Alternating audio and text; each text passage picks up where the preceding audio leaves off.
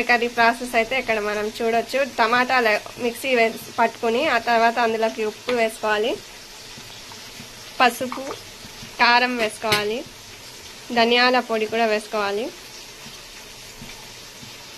మెంతులు జీలకర్ర పొడి వేసుకోవాలి.